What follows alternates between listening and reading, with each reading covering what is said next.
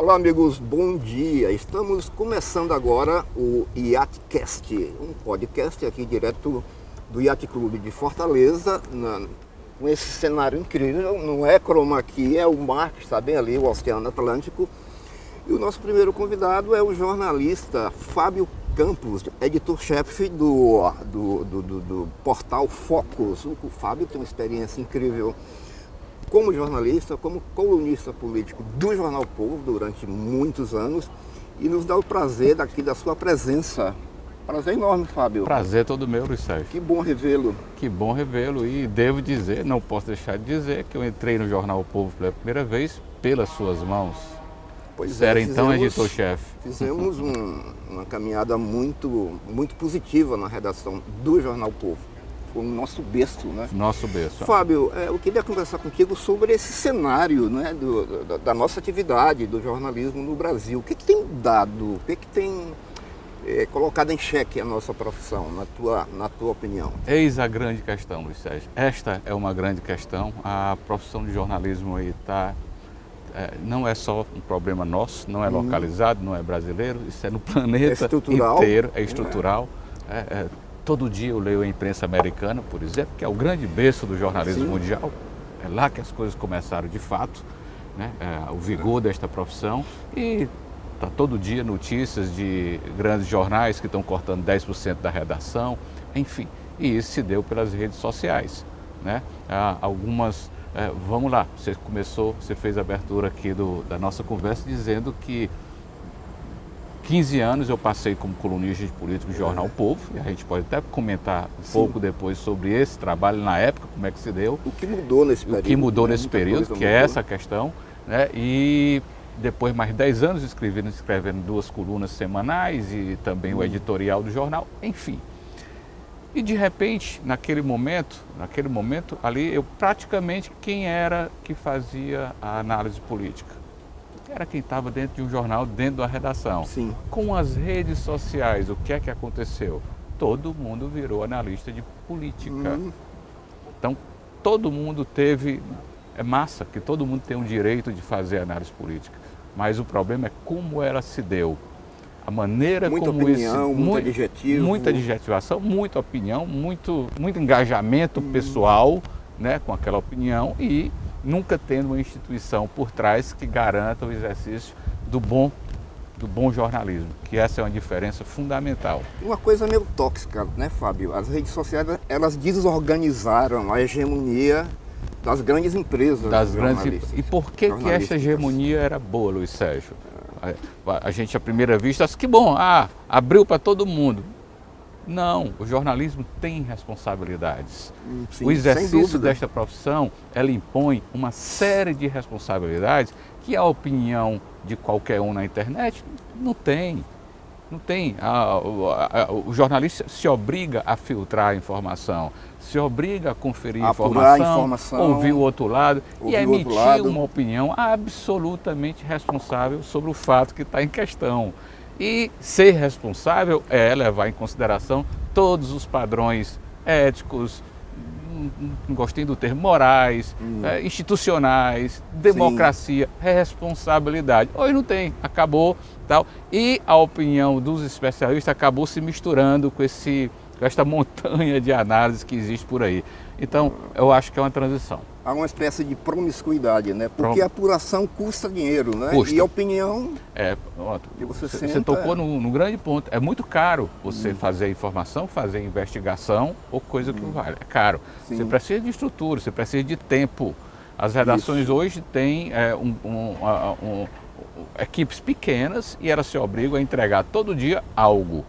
E isso você sabe muito bem, Luiz Sérgio. Luiz Sérgio é professor do grande curso de comunicação aqui do Ceará, trabalhou em empresas onde eu me formei, empresas de comunicação aos quais ele já trabalhou, sabe que um trabalho de investigação muitas vezes leva um mês, 40, 45 dias, em que o profissional tem que ficar absolutamente dedicado na apuração daquele fato. Sem dúvida, sem dúvida. E hoje se escreve qualquer coisa a respeito de qualquer coisa. Sem dúvida.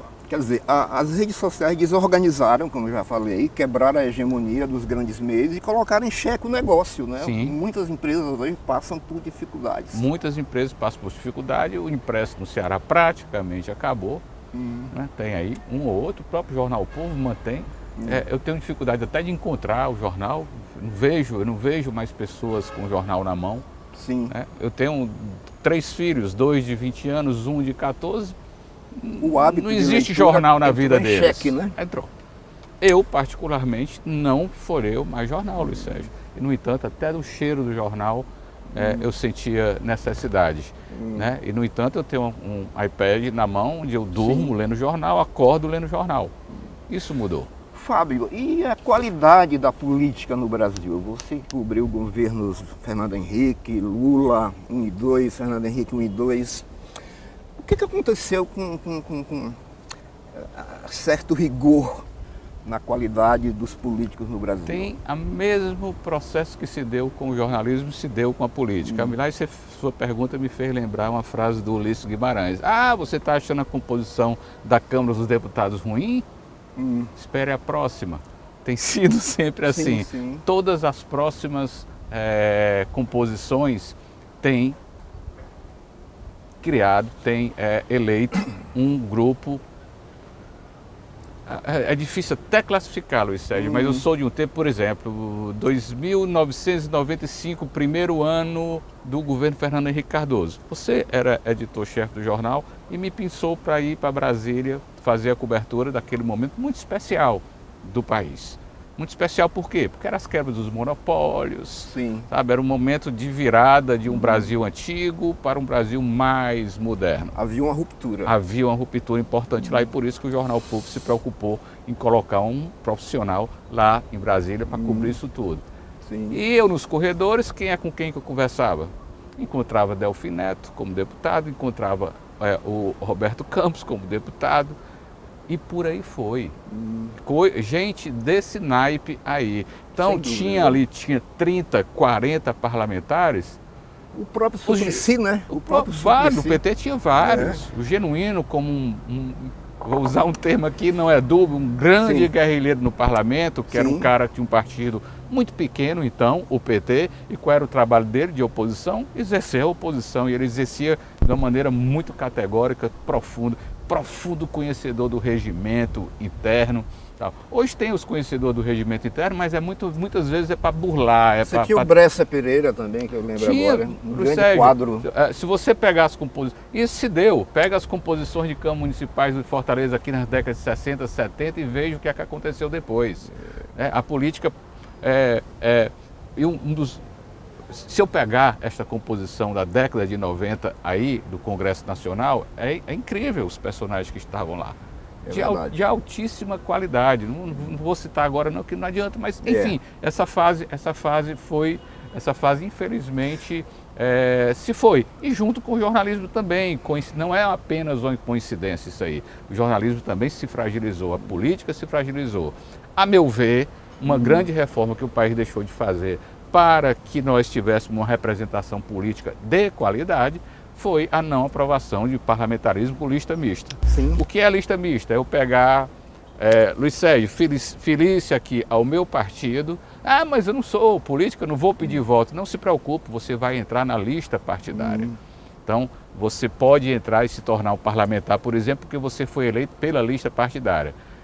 Uma vez eu ouvi isso de um grande intelectual cearense, professor de Direito, nosso grande constitucionalista, Paulo Bonavides, morreu recentemente, onde ele disse: Fábio, você imagina eu na rua, me chamaram várias vezes para ser candidato, você me imagina no meio de uma área muito pobre, botando criancinha no braço e beijando, meu papel é outro. O que é que ele estava querendo dizer com isso? Uma lista, eu componho uma lista e posso entrar e talvez virar um parlamentar. Entendeu? Perfeito. Agora, Fábio, o modelo partidário no Brasil também é muito cartorial, né? Quer dizer, os partidos têm donos, têm grupos de poder. Virou negócio, Luiz Sérgio. Virou negócio. Na medida em que você cria um fundo partidário milionário, Aí você controla, o presidente controla isso. Fundo partidário. Dinheiro para financiar a campanha, financiamento público de campanha. Financiamento público de campanha, então virou um negócio. Isso é péssimo. Da virada do governo Fernando Henrique Cardoso para o governo Lula, 1996, olha como é o Brasil. Em 96 o Brasil aprovou, a Câmara, o Congresso Nacional aprovou uma medida que cria uma cláusula de barreira. O que é a cláusula de barreira? É um modelo, existe mundo afora, para restringir a quantidade de partidos. A diluição partidária ela é atroz, ela banaliza a política. Então a gente precisa diminuir a quantidade de partidos, disseram os tucanos à época. Então, como é que a gente consegue aprovar isso, para não mexer nos interesses do momento? Muito simples, a gente aprova agora em 96 para valer daqui a 10 anos. Lula ganha a eleição. Quais foram as primeiras medidas? Derrubar aquela medida que iria restringir a quantidade de partidos. Porque na hora que eu restringo a quantidade de partidos, eu tenho 5, 6 partidos, em que o presidente vai negociar com 5, 6. Na hora que eu diluo, eu banalizo, né, e trago todo mundo para um balcão. E o que é que deu em 2006, 2005? O famoso balcão que terminou em prisão de gente, né? O mensalão. Sim. Vira isso. O que é que tem hoje, se não um mensalão novamente? Institucionalizado, né? Absolutamente institucionalizado. E agora fundos partidários, etc. Não, fundo partidário com uma excrescência absoluta, absurda, que o Lula prometeu acabar e que não vai conseguir, que é o tal do orçamento secreto. Isso é uma loucura. É uma loucura. É uma coisa institucionalizada para grana na mão do deputado para ele fazer política na base dele. O que é que isso vai acontecer? Vai impedir a renovação da política e dos políticos. Agora, Fábio, a gente lembra muito também das famosas coletivas de imprensa, né? Oh, que saudade. Hoje os políticos eles falam através da internet. Isso se protegem e não tem o contraditório, né? A quantas coletivas eu fui? E a quantas deliciosamente eu pude enfrentar o governante de plantão.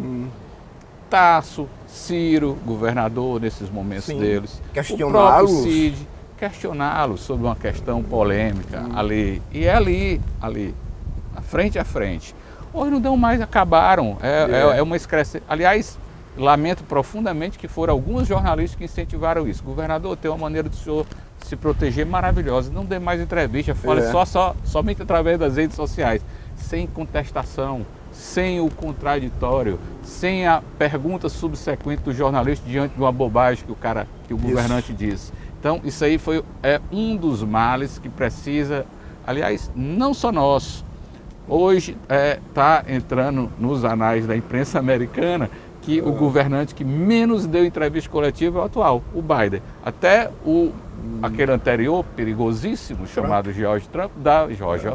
Donald Trump, deu muito mais entrevistas coletivas do que o Biden. Então é a maneira de não se expor, né? Isso fragiliza a imprensa, né? Enfim, e a maneira dele se proteger, a meu ver, de uma maneira pouco inteligente. E não tem polêmica, ele não é questionado, não é. Ele tem um escudo da mediação da internet, né? Agora me fez lembrar um dia, o Camilo foi abordado naquelas crises de violência que teve aqui e tal, um repórter o abordou, ele explodiu porque estava numa abordagem, né? Sim. Então, até isso, eles não querem passar mais por isso, o que é muito ruim. É verdade. Fábio, hoje você é editor-chefe do portal, né? Do portal Focus.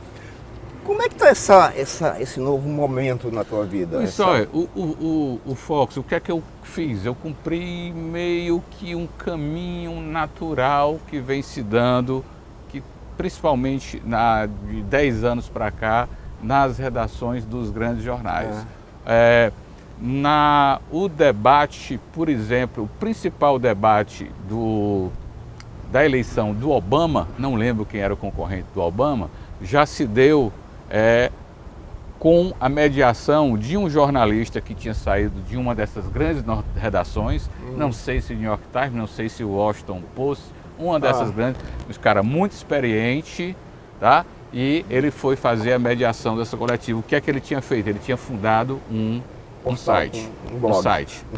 Né? Então, as redes sociais, elas propiciaram isso, que o jornalista de credibilidade, que tem uma história profissional de qualidade saísse, se juntasse a outros e montasse lá. Tem um americano que foi o primeiro, chamado Político.com, especializado em política, né, que é dono do Axios.com também, que é um excelente, um site que eu recomendo, que todos deem uma olhada. Até não importa, não precisa saber falar inglês nem ler inglês, que hoje os computadores na mesma hora fazem a tradução ali imediata, então ficou tudo muito mais fácil nesse sentido. Cada vez melhor a tradução, né? E cada vez melhor. Impressionante. Então, esse processo se deu no mundo inteiro. E eu cheguei a um ponto, a minha história no Jornal Povo começou em 1992, tive uma pequena passagem de tempo entre 93 e 94, voltei em 94 já para a campanha eleitoral nacional que elegeu o Fernando Henrique Cardoso, elegeu o Tasso governador aqui, e escrevendo uma coluna política. E uma coluna política que foi, eu posso dizer hoje, assim, com muita tranquilidade, eu não gosto muito de falar de mim, Luiz Sérgio, mas eu posso dizer com muita tranquilidade que foi uma coluna política disruptiva, porque ela deixou de ser uma coluna de notinhas políticas, meio que fofoquinhas, fulano conversou com o ciclano ontem, essa coisa, para ser uma coluna política de análise política. Não havia jornalistas aqui no Ceará, até a década de 90, fazendo análise política cotidiana. Quer dizer, não era notinha, era análise de conjuntura política. Análise. Pegava os fatos, pegava o fato do dia, ou o fato que o jornal deu, ou o fato que tinha acontecido no dia e desenvolvia. E ia desenvolvendo ao longo das semanas. Os nossos profissionais jornalistas, Luiz Sérgio, você sabe muito bem disso, não tinham essa formação para isso. Tinha formação para levantar informações ou coisa parecida. Apurar e publicar notícias. Apurar e publicar. Um ou outro jornalista, e esse é seu caso, fazia análise política. Mas você tinha outras obrigações e você não estava à frente de uma coluna política. Então eu comecei a fazer assim. E isso veio de uma maneira muito natural. Então foi uma temporada foram 15 anos numa coluna política, depois mais 10 escrevendo, foram praticamente 25 anos no Jornal Povo. Até eu me cansar. Chega. Agora, Fábio... Deixei e fundei o Fox. Minha saída natural, só para finalizar, Luiz Sérgio, na linha do que já vinha acontecendo no mundo inteiro. Só o que é que acontece hoje? Todo mundo já tem um blog de política também, ou coisa parecida. Banalizou-se. Como é que monetiza esse negócio? Essa é a grande dificuldade. A grande expectativa sempre é que um belo dia nós tenhamos iniciativa privada que compreenda o quanto é fundamental ter veículos de comunicação e de jornalismo completamente independentes em relação ao setor público. Uma sociedade moderna, civilizada, forte, nós só teremos quando tiver jornalismo que não dependa de verbas públicas para se sustentar. E hoje nós não temos isso ainda. Quer dizer, o grande anunciante continua sendo o setor público. O setor público, o governo federal. Todos eles. Todos eles. De uma forma ou de outra, todos eles. E se você tiver um veículo que, digamos, eu estou com a minha vida tranquila, né, já fiz o meu pé de meia, por exemplo, não estou dizendo nem que é verdade não, estou dizendo, digamos, na minha situação. Por hipótese. Rapaz, eu vou aqui manter o meu site aqui por puro prazer, para fazer análise política, independentemente de qualquer vontades alheias aí. E vou me basear na iniciativa privada. Eu vou arranjar aqui 5, 6 anunciantes de iniciativa privada e tal. Nem a iniciativa privada aguenta, Luiz Sérgio. Vai chegar, vamos lá, digamos que uma instituição empresarial que reúne empresários, não vou citar nome de nenhum, que reúne empresários, não, vamos botar ali vamos bancar ali aquele veículo. Aquele veículo do jornalista, ele tem uma história de credibilidade muito interessante e é importante que a gente tenha aqui algo que tenha independência em relação ao governo para poder tocar em questões mais amplas. O governo chega junto e diz assim, rapaz, olha, você está bancando fulano que está nos criticando. Isso. E de que as nossas empresas vivem, a maioria delas, Luiz Sérgio, de subsídios governamentais. Agora, Fábio, houve uma perda enorme de anunciantes. Quer dizer, o varejo hoje não anuncia mais no jornal, né? Ele se resolve na internet. Na verdade, essa é a grande responsável pela crise, né? A inteligência do Vale do Silício aí criou algo espetacular. Antes, para eu saber de um lançamento de de um carro, de um lançamento de um prédio residencial, eu tinha que ver as partes dos jornais, as imobiliárias ou as construtoras compravam 2 partes do jornal durante 2 meses para fazer a divulgação daquele empreendimento novo. Hoje o que é que ele faz, Isso Luiz Sérgio? acabou, né? Hoje você vai abrir o seu... Luiz Sérgio comenta com a esposa dele, a querida colega Isabela, e Isabela, nós precisamos comprar um apartamento. Na hora que ele abre o celular dele, vai aparecer um monte de anúncio de apartamento. Então é muito competente esse negócio de dirigir o anúncio, a publicidade, o produto para quem está interessado naquele produto. Os Então, algoritmos hoje algoritmos monitoram resolvem. tudo, né? Para que eu vou publicar no jornal? Para que eu vou publicar na TV, por exemplo? Aí você pega nas TVs abertas, você pega os intervalos, praticamente não tem mais Não produto. tem anunciantes, né? A Globo faz a maior parte dos anúncios da Globo hoje são dos próprios programas da Globo. Por quê? Porque ela vai de uma maneira direta. Fábio, esse fenômeno da inteligência artificial, do chat GPT, que você dá um tema e ele escreve um texto, alguns autores dizem que isso vai colocar a profissão do escritor, do jornalista em xeque. Como é que você vê esse fenômeno da inteligência artificial? No ponto de vista da nossa profissão, acho que ele pode ser de grande utilidade. Né?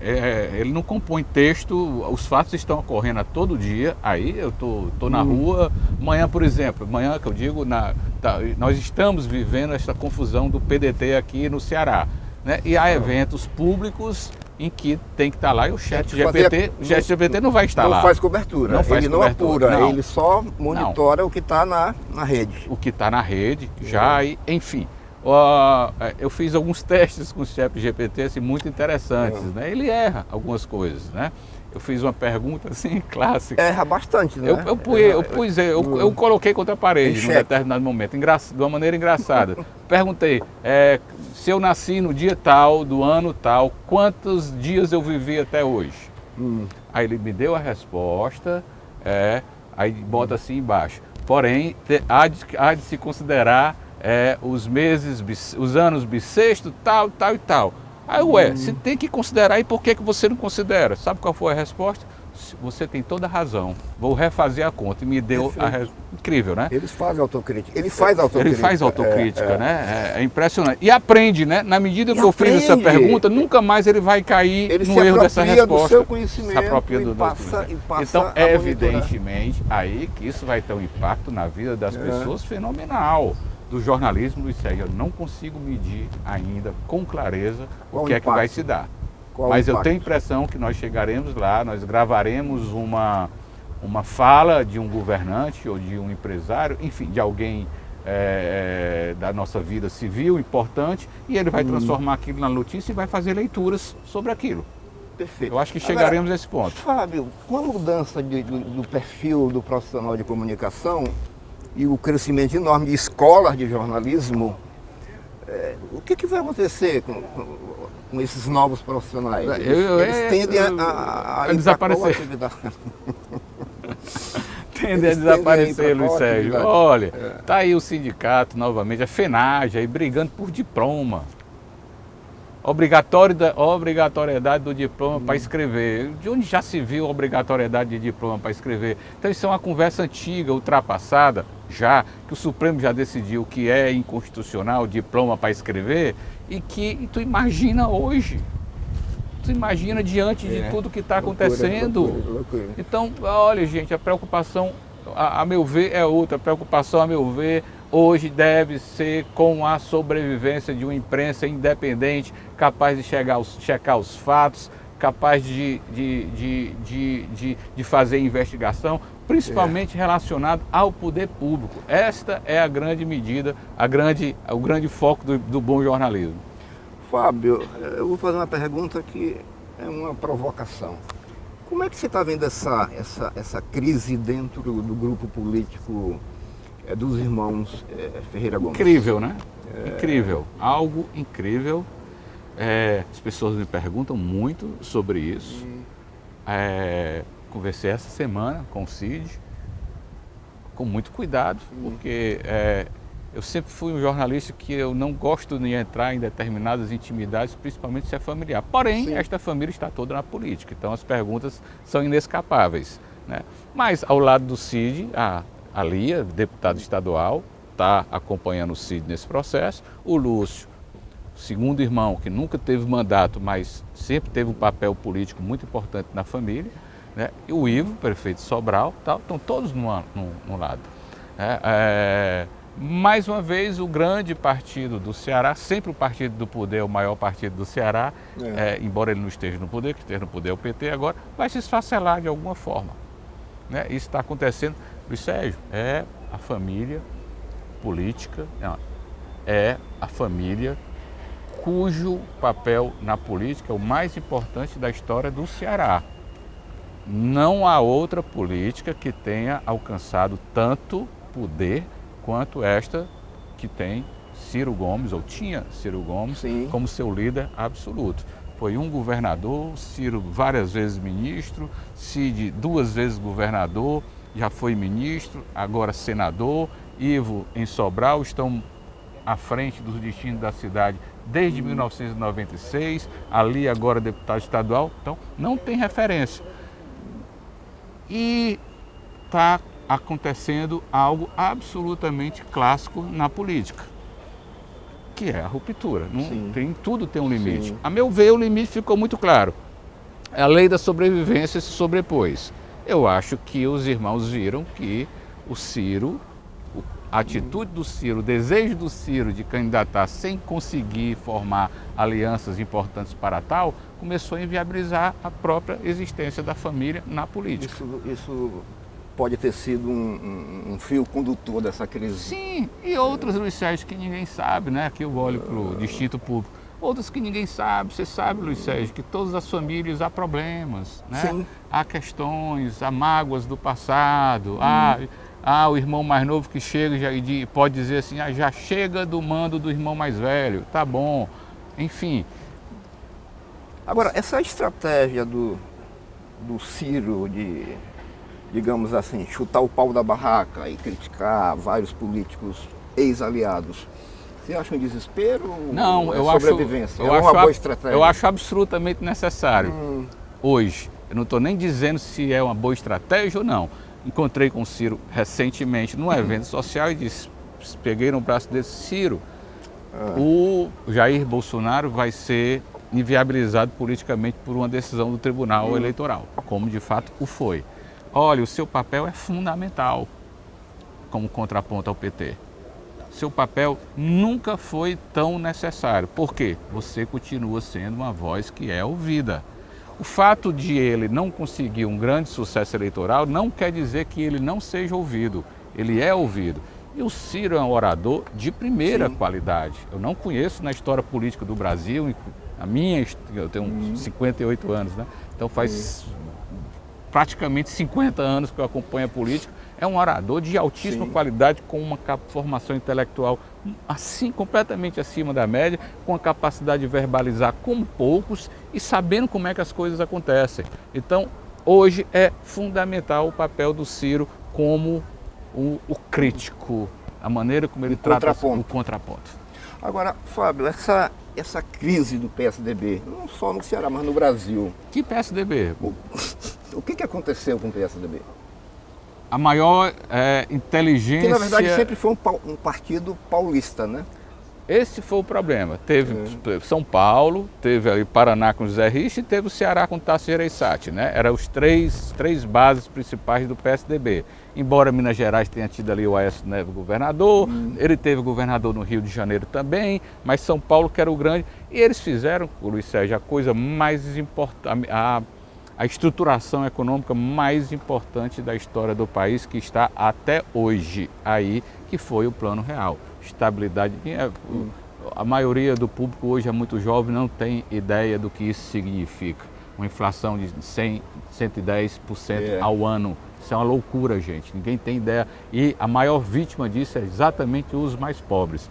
Eles conseguiram dar uma solução para isso, fizeram reformas espetaculares. Foi o maior partido do país durante muito tempo, dois mandatos seguidos do Fernando Henrique Cardoso, disputou mandatos seguintes com o Aécio Neves, quase ganha, mas o Aécio Neves já era um PSDB mais diferente, mas foi a melhor junção de intelectuais para fazer política econômica do país que a nossa história vivenciou. Mas infelizmente foi se diluindo, sabe, e em busca de uma sobrevivência imediata, tal. Aí o Tasso ainda é o presidente do PSDB, para mim é o grande governador, digo sem intimidade nenhuma com o senador, aliás, com grandes confrontos com o governador Tasso, porque eu peguei 8 anos de mandato dele como governador, que eu era cronista político, sempre muito crítico. Mas está aí, deixou bases extremamente importantes também no Ceará, assim como os tucanos deixaram no Brasil com a política econômica deles, o Tasso deixou no Ceará com a ideia, a cultura de equilíbrio fiscal fundamental, uma cultura de separação de Estado da iniciativa privada, que isso hoje já está se misturando novamente. Enfim, é uma pena, mas a nossa estruturação partidária é assim e o país caberia, né? O país precisaria de um partido de centro como o PSDB, centro-esquerda, que pode se aliar ao centro-direita, como se aliou para, por exemplo, gerir um país, precisa de um partido como o PT, fundamental, o PT, e um partido de direita, aí que ninguém sabe qual é, porque hoje os interesses partidários é muito em cima de balcão, fundo partidário, essas coisas horrorosas, não tem linha partidária, não tem programação, a ponto de o único partido que existe hoje, de fato, no país é o PT, porque tem disputa interna, se pega aqui Fortaleza, por exemplo, tende a haver uma disputa interna aí para a escolha do próximo candidato a prefeito de Fortaleza. Isso é bom, é saudável, o PT é saudável nesse sentido. Né? Tem um monte de questionamentos ao PT, mas eu só posso dizer isso, que é o único partido que existe de fato no país. E o Brasil continua sendo o país do futuro? Eu tenho 58 anos. E esse slogan que a nossa geração consumiu bastante, né? Consumiu bastante, a minha geração nasceu dentro da ditadura, eu nasci em 65, então os 10 primeiros anos da vida era este é o país que vai para frente, é o país do futuro, aquelas coisas civis que a ditadura fazia, e era potencialmente sim. O Brasil é uma potência, Luiz Sérgio, incrível. O Brasil é uma potência, uma potência para ser potência. Mas sempre em potencial. Mas as riquezas todas muito concentradas, né? Esse é o nosso dilema. E é um dilema estrutural antigo da nossa formação cultural, de que a gente não consegue resolver, cara, que é o nosso grande problema, cara, esse fosso social, Luiz Sérgio. Os pobres são muito pobres e uma quantidade pequena de rico muito rica. E a gente não consegue fazer aquele meio de campo chamado classe média que o mundo inteiro consegue. Quem tiver a oportunidade de viajar, por exemplo, lá o pequeno Portugal, lá com seus 11 milhões de habitantes, você não tem você está num restaurante legal, você não tem a menor ideia de quem é rico e quem não é, porque está todo mundo ali consumindo o seu prato. Uma distribuição mais equânime, né, das riquezas do país. O que sustenta o mundo, um país justo, é uma classe média grande, Luiz Sérgio. Sem dúvida. Esta é a fundamental. Esta é a fundamental e a gente não consegue crescer a nossa classe média. Ela é feita de servidores. E essa mediação, o governo, a União não poderia fazer uma mediação, uma política econômica mais equânime? É só quem pode fazer. Distribuir. É só quem pode saber. E eu acho que não falta tentativa disso. Já citei aqui o caso do Plano Real, que ele foi extremamente importante nisso. Eu acho que agora há uma tentativa, eu elogiei há pouco o ministro Fernando Haddad, ministro da Fazenda, que hoje está cumprindo um papel muito bom, discreto, está tranquilo, fazendo algumas reformas que são necessárias, absolutamente obrigatórias, como um injusto sistema tributário, confuso, emaranhado, que não constrói nada. Então, bom, a gente... Luiz Sérgio, toda a vida... Tributação, imposto sobre imposto... Olha só o que o Brasil já fez. O Brasil sai da ditadura e vai eleger seu primeiro presidente, era o Tancredo, demos azar, veio o Sarney. Sarney, um velho oligarca, enfim, ninguém esperava muito dele. Mas veio a primeira eleição presidencial. Olha quem o país elege. Fernando Collor de Mello. Deixa aquela figura de lado e prega o que ele estava dizendo. O que o Collor estava dizendo era extremamente moderno. Extremamente moderno. Um caçador de marajás. Mexer nas estruturas, era um país de privilégios, de Marajás. Marajás usou essa coisa velha, coisa populista aí, enfim, mas ele foi eleito como novo, isso nós não podemos deixar de dizer. Só que quem tinha um pouco mais de leitura sabia que aquilo não era novo, coisa nenhuma. E depois elegeu um sociólogo, cara, um cientista político de alta qualidade da USP, uma elite intelectual do país, consegue se eleger. E cometeu o grande erro como presidente, foi criar a reeleição para si mesmo, e, enfim, e virou algo muito ruim para o país. E depois fez negócios para conseguir a reeleição. Exatamente. E depois o que é que vem? Ele entra em decadência, o país elege quem? Lula. Olha o que representava o Lula. E eu falo Lula aqui porque ele não era maior do que o PT naquele momento. O PT ainda elegeu o PT. Isso, rapaz, agora vamos botar a esquerda no poder. Então o país está experimentando tudo. Foi até uma ruptura meio estrutural, né? A eleição de um metalúrgico. Sabe? E numa onda mundial, tinha acontecido com o Solidarnosc na Polônia, a quebra do muro e tal. Então está tudo muito bem encaixado. O que eu vejo é a população sempre buscando as melhores opções. E as melhores opções, gente, aqui eu não estou dizendo que, por exemplo, Fernando Collor era a melhor opção ou Bolsonaro era a melhor opção, porque não eram, efetivamente, porque, a meu ver, eram pessoas desqualificadas. Esse é o ponto. Desqualificadas intelectualmente. Essa coisa. E sem capacidade e sem capilaridade também, né? Sem ideais democráticos. Tá? Me preocupa muito quando o Lula faz uma campanha agora, né? Muita gente já não suportando o Bolsonaro e faz uma campanha falando em união nacional, meio de ser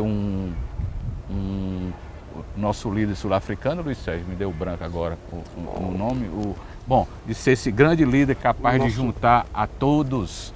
E começa a fazer uma política muito petistazinha e tal, papapá. Se bem que ele está melhorando nos últimos dias. Tem falado menos, né? Tem falado menos e tem falado de uma maneira mais aberta. E deviam esquecer certas coisas, negócio de defender ditadurazinha de Venezuela, essas coisas. É tão pequeno, cara, tanta coisa para a gente pensar grande, os políticos não deviam perder tempo com isso. Enfim, nós temos assim, o país sempre em construção, a sua pergunta inicial se é o país do futuro. A população envelheceu. No último censo para cá, a expectativa é que nós tivéssemos 220 milhões de habitantes. Não tivemos, estamos só com 206. Ceará, por exemplo, a expectativa, o IBGE tinha lá um contador, né? Então, avaliava que a população do Ceará, por exemplo, até antes do censo, estava em torno de 9 milhões e 600 e tantos mil habitantes. Deu 8 milhões e 600, deu 8 milhões e 200, diminuiu a população. Então, significa o quê? Uma população envelhecendo, menos jovem, em compensação, vai precisar de menos estruturas escolares, menos estruturas de esgoto, embora aqui não tenha esgoto, que é um absurdo isso aí para mim. Você pega uma cidade como essa, maravilhosa, é incrível, e só metade da cidade tem esgoto. Isso para mim é significativo e demonstrativo, claro, do nosso atraso. Um Estado que não consegue resolver algo que os romanos resolveram há 2000 anos, onde eles ocupavam. Fábio, e a nossa academia, as nossas universidades, os nossos intelectuais, onde estão os pensadores, os formuladores? Você sabe qual é a maior preocupação em relação aos nossos formuladores intelectuais, a academia? A falta de independência, Luiz Sérgio. A falta de independência. A gente vai para... Eu não vou citar nomes, enfim, eu não estou mais na época, na minha fase das polêmicas. Eu já tive 20 anos completamente envolvido nisso e vibrei no olho do furacão. Com enorme prazer, Hoje eu não estou mais, mas eu não vejo os intelectuais engajados. Você acredita em análise de intelectual que é um militante, Luiz Sérgio? Não posso. É o que nós vemos hoje, né? Eu não posso. Não tem isenção, né? Não tem. Aí eu olho assim, mas o senhor é petista. Veste a camisa, está aí fazendo a campanha, que diabo de análise independente vai fazer? Entendeu? Não tem faz. Isenção. Não faz. E ao mesmo tempo mistura com interesses, porque é uma estrutura, né, que tem uns projetos aqui, tem uns projetos acolá, aí vira um interesse financeiro também, eu tenho que colocar uma pessoa ali. Quer dizer, banalizou tudo. Essa era a minha preocupação. Eu posso dizer algo que eu digo assim para você, Luiz Sérgio, com toda a ênfase.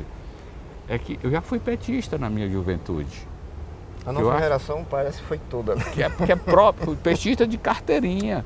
Você sabe o que é que eu fiz, Luiz Sérgio, quando eu entrei no Jornal Povo? E a vaga que tinha, que foi você que me colocou lá, a vaga que tinha era de repórter de política. Liguei para um dirigente do PT. Se desfiliou.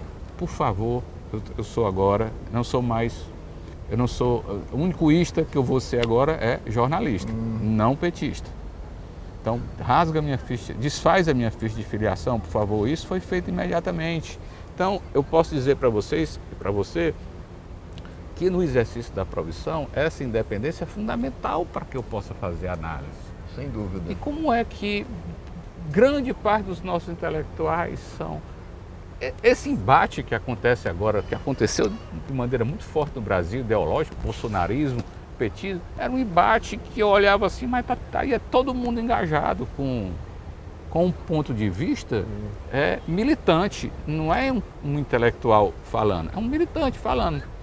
Que quer ocupar os cargos depois e por aí vai. Nós já tivemos grandes intelectuais na política, né? Eu lembro aqui que no primeiro governo Tasso, teve Paulo Elpidio, André Guetti, se não me engano. Todos colaboravam, todos eram chamados a colaborar. E de uma maneira independente. Aí trabalhava. Enfim, eu me preocupo. Hoje, para eu sentar, Luiz Sérgio, recentemente, eu sentei com uma pessoa que com uma bela formação intelectual, professor, mas que é militante de uma causa, inclusive ocupando cargo. Aí eu olho assim, mas olha, eu não vou discutir contigo não, porque é uma perda de tempo. Tu é militante desse partido, dessa estrutura, tu tem interesses muito próprios, então a discussão não me interessa. E a gente perdeu muito isso. Por isso que eu gosto de sentar com você, que eu sei que eu vou discutir aqui, a gente vai disputar ideias e pontos de vista bastante diferentes, mas eu sei que você não está engajado com ninguém, eu tenho certeza que você sabe que eu não estou engajado com estrutura política nenhuma. Isso é muito saudável e isso está faltando. E isso, a academia, que é o fundamento da academia, você sabe muito bem, você é professor, é abrigar e permitir que todas as ideias passem por lá, as ideias civilizadas, eu não estou falando de cor de nazismo ou cor parecida não. As ideias perpassem a universidade e sejam discutidas e articuladas e trabalhadas e debatidas com muita naturalidade. Só isso. Fábio, só para a gente encerrar, estamos chegando ao final, quais as perspectivas assim que você vê para as novas gerações, principalmente na nossa área de comunicação? Eita, você consegue elaborar? Não consigo elaborar, eu não sei o que é que vem. Eu conversei muito recentemente com o Andrei Roman, é um romeno, muito jovem, saiu da Romênia, foi estudar nos Estados Unidos, fez Harvard, é um cientista político e é o fundador de um instituto que ainda vai chamar muita atenção no país, chamado Atlas, de pesquisa, né? Ele já está fazendo pesquisa na web, ele não acredita. Quem é ele? Andrei Roman. Eu usei, inclusive, as pesquisas dele na campanha eleitoral. Sim. Em agosto, dia 26 de agosto, por exemplo, ele soltou uma pesquisa que já dava Elmano na frente. Em agosto. Puxa, em agosto, ainda tinha um mês pela frente aí. Já antecipou o cenário. E ele não faz pesquisa presencial, porque as conclusões são que a pesquisa presencial, num cenário polarizado, não tem como um não influenciar o outro. Entendi. Eles sabem, Luiz Sérgio, que se você na rua sendo abordado por um entrevistador, você vai dar uma resposta. Se for uma entrevistadora, você vai dar outra. Interessante. Potencialmente dar outra. Por exemplo, se for você está lá e você entende que esta pesquisadora tem uma determinada linha, maneira de se vestir e tal, e ela lhe perguntar sobre Bolsonaro. Você pode evitar o confronto com ela. Não, acho que tal, mas se for um cara com determinada estereótipo e tal, isso mesmo e tal, tudo interfere. Então ele está fazendo de pesquisa de web. Dá um viés, né? Um viés. E qualquer viés, numa eleição muito disputada e tal. E o que é que está acontecendo?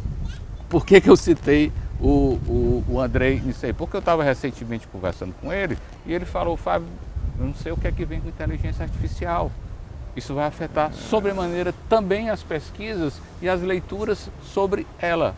Entendi. Então, Não há resposta clara para o que você está perguntando. E hoje eu tenho 3 filhos, 2 com 20 anos, um com 14. E se eles me fizerem essa pergunta, eles fazem: pai, o que é que o senhor acha aí? Futuro, carreira? Tenho a menor ideia. Querido Fábio, muito obrigado pela tua presença aqui no Yacht Club, no nosso Yachtcast, nesse cenário belíssimo. Já darei um mergulho. Queria mandar um abraço para o nosso diretor, Josafá Rebouças, para a equipe que está da G Filmes, que está aqui fazendo essa gravação, e convidar você para o próximo encontro nosso, nesse canal aqui no YouTube. Muito obrigado, querido. Eu que agradeço, foi um prazer.